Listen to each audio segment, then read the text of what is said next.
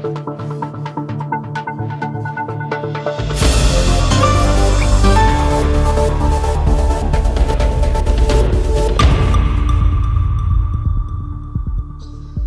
we approach the holiday season, I must add my voice and concern to some of the issues that confront us in St. Lucia, especially as it relates to the price of goods and services. We have seen a steady decline of inflation in the US. The year started with inflation 2023 at about 6.4%. As of November 30th, inflation was down to 3.1%, which means that there's over a 50% reduction in the level of inflation or the inflation percentage in the US. The majority of goods that we order are from the US, yet especially food items, yet still we have not seen any corresponding reduction in St. Lucia. What is the cause of that? Why is there price gouging? We have raised that concern before, but I don't think it's only price gouging that we are seeing. I think there is tax gouging. I think the government is deliberately overtaxing us, the people of St. Lucia, on the price of fuel. Today, as I address you, fuel is down below $70 a barrel. And we have seen in the US over the last 7 weeks that there have been a steady decline. Yet still we are supposed to see an adjustment every 21 days in St. Lucia. And while the US have seen reductions in the last 49 days on steady decline, we have not seen any decrease in the price of fuel in St. Lucia. The price of cooking gas is beyond the average St. Lucian, the average household, given the present economic hardships that people are facing. So I have every reason to believe, and the evidence shows, that while the Prime Minister was saying that inflation was imported, we have seen inflation on a decline in many places, yet still it continues to increase in St. Lucia. So is it true that inflation is imported?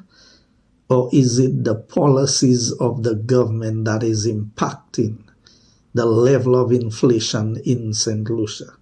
So take fuel as an example. Price of a gallon of gas, the average price is $3.19 in the US, which is about $8.67 EC per gallon of gas. That same fuel is over $16, hovering closer to $17 in St. Lucia, which means that it's almost 100% higher for a price of a gallon of fuel. The cooking gas, a lot more can be done to reduce the price of cooking gas. And if we see a reduction in the price of fuel, it will have a ripple effect on the price of other goods and services in St. Lucia, because fuel is the single largest commodity in affecting prices. We don't know what is happening with Lucilec, because Lucilec is supposed to be getting the fuel duty-free. And it's not under the price control of government that Lucilec is paying for fuel. Yet still we have seen an increase in almost 30% in our electricity bills. Who is looking out for the average St. Lucian?